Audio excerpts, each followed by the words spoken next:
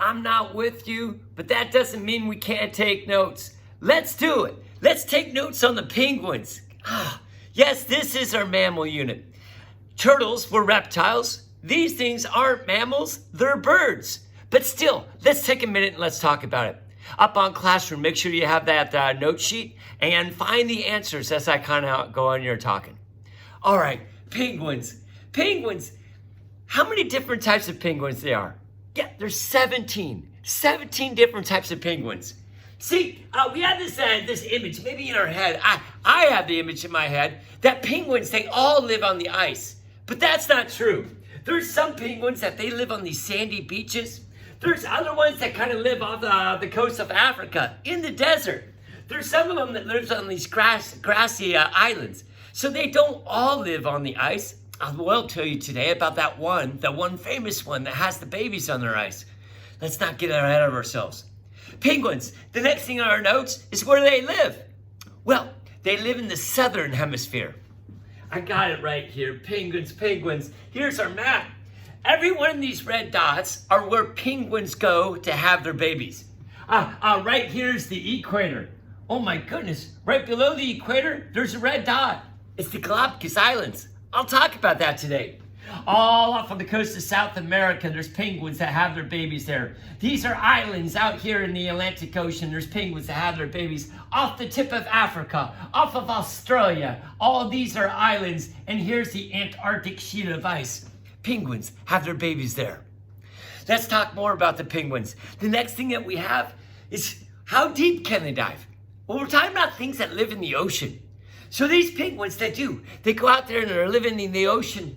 They eat fish and they eat squid. I'm not talking fish, I'm talking like forage fish. And squid, it's gotta be about 6 inches. Wow, what they do is they're out there in the water and they use their wings kind of as like flippers. And they're going down, then they're going to dive down. I'm trying to get to how deep can they dive? Well, they can dive down to 800 feet. 800 feet. How are they able to go all the way down to 800 feet? The pressure's got to be intense. Well, there's 2 reasons. One, the same reason that marine mammals could dive down deep. They got a lot of blubber, and the blubber is going to act as a shock absorber, so they keep going down. 2, well, they're a bird. Now, they're a bird, and they can't fly. So why can't they fly? The second reason why they could dive down so deep is they have solid bones. See, the birds out my window right now, they're flying. And the reason why they're able to fly is that their bones are really light. I mean, they're super hollow. And because they're really light, like being hollow, that makes them light so they could fly. Well, these penguins, they want to dive down deep, so they're going to have almost solid bones, which is going to make it impossible for them to fly. All right, now the next thing that we got is how do they stay warm?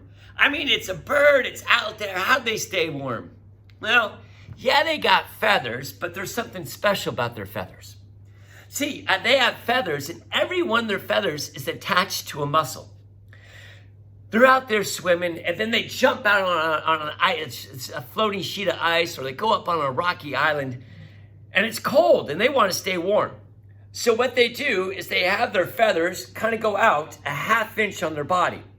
And their feathers overlap like this. And by overlapping and going a 1/2 inch out their body, they trap about a 1/2 inch of air from their feathers to their skin. Their body temperature will warm up that air. The body temperature of a penguin is 80 degrees. So what it's going to do is it's going to warm up that air next to its skin to be 80 degrees. So sitting out there, it's -10 degrees outside, but the air next to its skin is 80 degrees. That's why when you wear that big puffy jacket that has all the down feathers, that's why it's so warm. It traps air next to your body, and you warm up that air to something like 90 degrees. And that keeps you nice and warm when you're up there on the ski slopes. We're talking about penguins, and we got a couple more. Now, how do they dive down? Well, they dive down. Well, if you have air next to your body, that's going to make you float. So what they do is they have that muscle that's attached to the feathers. And when they dive down, they squeeze their feathers next to their body. And that pushes out the air. If you ever see a penguin dive, you'll see there's a trail of bubbles as it goes down. That's what it's doing, is just squeezing the air in so it could dive down deep. Otherwise, the air is going to make them float. We're talking about these penguins. The next thing we got are babies and their brood patch. Well, they're going to lay their egg. They're only going to lay one egg. Now, some of them, they make like a rocky nest. Oh, these ones up here, they're going to make a nest in the grass. But maybe we should talk about these. These ones that lay their eggs on the ice. Oh, let's talk about it. Well, let me define it. A brood patch is the flap of skin that has a bunch of blood vessels on it. Okay, now just kind of write that down. And now I'm going to go into the different types of penguins. Let's do the first one. Let's do this one right here. The emperor penguin. The emperor penguin, the most famous penguin. This is the one that's in all the videos and stuff. The emperor penguin, here's your fact. It's the biggest penguin. How big is it? It's 4 feet tall. It weighs 100 pounds. That's like a freshman football wide receiver. Oh my God. If I see one of these things, I'm not sure what I want to do. Go hug it or go tackle it. 4 feet, 100 pounds. All right, so what did I talk about? I gave you the size. I gave you the fact it's the largest penguin. And now let's talk about the baby story. Well, maybe you've seen some of it. See, what they're going to do is they're going to come out of the water. They're going to come out of the water, and then they're going to walk on this sheet of ice. And they're just going to walk. They're not going to go by themselves. There's going to be a whole bunch of others that join them. Here they are. Oh my God. They're coming out of the water. They've been in the ocean for 4 months, and now it's time for them to have their baby. So they come out of the water, and then they're going to walk. How far are they going to walk? They're going to walk 88 miles. How long does it take a penguin to walk 88 miles? Penguin, go ahead and start to walk. There it is. The penguin's going to walk. They're going to keep on walking. They're just going to keep on walking. They're just going to keep on walking. They may go sliding down a hill a little bit. Just got to laugh at the penguins. Walk, walk. And then they get there. And all of the emperor penguins go to this spot. Oh my gosh, look at all the emperor penguins. And they all show up just about the same time. Now when they get here, 88 miles, now it's time to find a girl and a guy. There they go, they're going to be walking around. They're going to find their girls. They're going to find their guys. They may fight with their beaks with each other. Da da da. I wonder how long it takes for them to do this. Da da da. Penguins. Yeah, nothing's happening there. Penguins. Oh, I think they found each other. Oh, they did find each other. I think they're a perfect match. Oh, they love each other. Yes, they're going to whisper to you, I love you. Love you too. Then later something's going to happen. Her egg is going to get fertilized.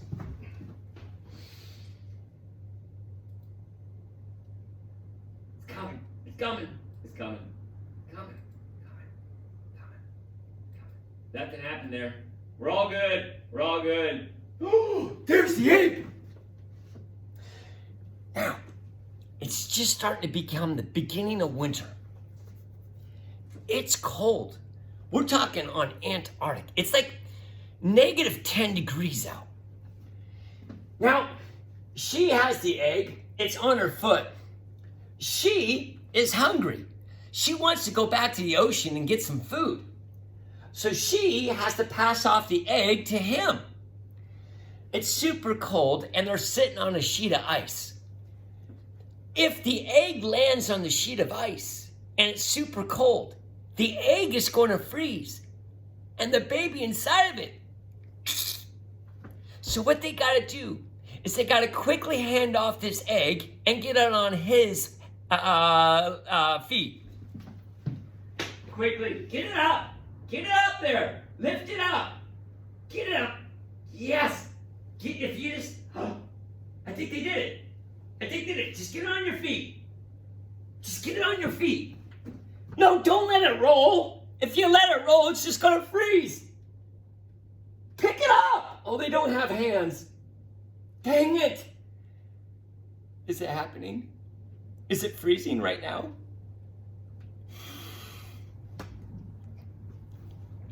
I didn't want to show any death today. There it goes. Just like that.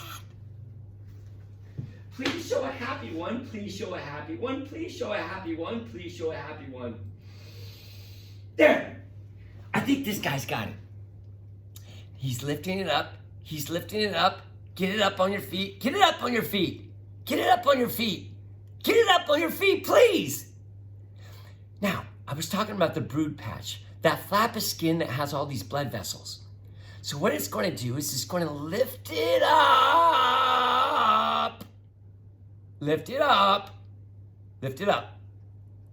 Yes, yes, yeah. He's got it. And now what he's going to do is he's going to put his brood patch over that. Open up the blood vessels. And now what that's going to do is keep the egg nice and warm, even though it's super cold out. So he's going to keep it on his feet there until the egg hatch. How long does the egg hatch?